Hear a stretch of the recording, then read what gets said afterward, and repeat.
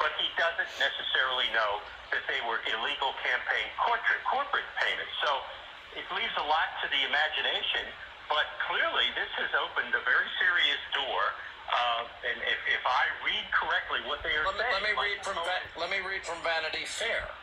Michael Cohen says Trump did not know that he paid off Daniels, and for his own reason, Cohen says he made the payment with no expectation of ever getting reimbursed. I mean, and there are numerous cases where he's told that to people. What does that mean? Exactly. So they're going to have to deal with the questions of Mr. Cohen's credibility on all of these things directly related to any of these payments. So obviously, this matter has very many edges to it. Let me get Greg Jarrett's take on that.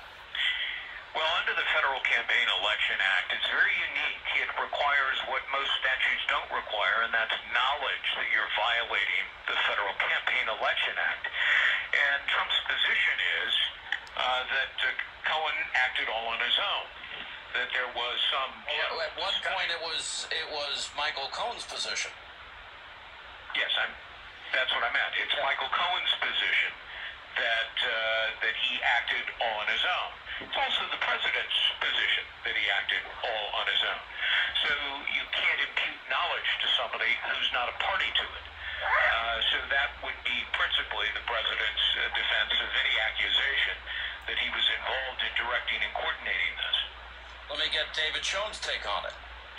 Sure, DiGenova accurately said a lot of this is going to come down to credibility. I think the prosecutor gave you a head start today. Prosecutor's words, lead prosecutor's words. Michael Cohen has a pattern of lies and dishonesty over a significant period of time. That's the government's position, who in any trial would be vouching for Michael Cohen. Greg is right about the intent required. And again, I said this from the start, the irony is, with many business people, there's a history of paying for silence, to avoid embarrassment. That in itself is a reason, a legitimate business reason. Well, that's the whole case of John Edwards, as I understood it.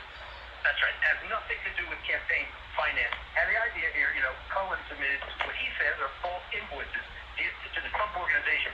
Do you think the Trump organization gets one or two invoices a year? Or do you think there are a lot? Do you think the president okays every one of them? Do you think the president thought that his election would turn on whether the public believed he was faithful at all times in his marriage or had an affair with Stormy Daniels or Karen McDougal? Hard to believe that's what the American people have voted on one way or the other. What about what the prosecutor said here about Michael Cohen having lied over this long period of time, Joe?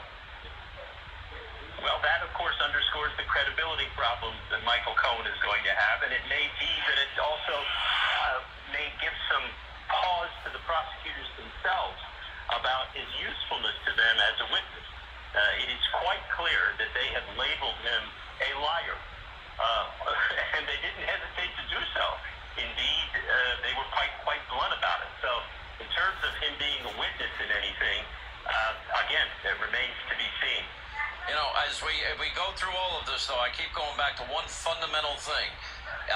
This was supposed to be about Trump-Russia collusion. Now we're dealing in each case with either lying to the FBI, Flynn, Papadopoulos, or Cohen and Manafort. And again, 10 of the 18 charges they couldn't decide on, and we had a hung jury on 10 of them. But it all comes down to bank fraud, some type of tax issue fraud, and in the case of two of the counts with Cohen, payments that he made, and again in interviews he had said that he made on his own devices without telling the president, and then false reimbursement that he made to I guess the campaign or to the Trump organization. So to me, I keep going back to fundamentally, how did we get from one thing to this? And would any of this have happened? Greg, this is your last shot, but we're going to let you go. We're going to keep Joe, and Andy McCarthy joins us. Well, it just shows you the two-tiered system of justice. Hillary Clinton engages in rampant acts of corruption and illegality and gets a free pass.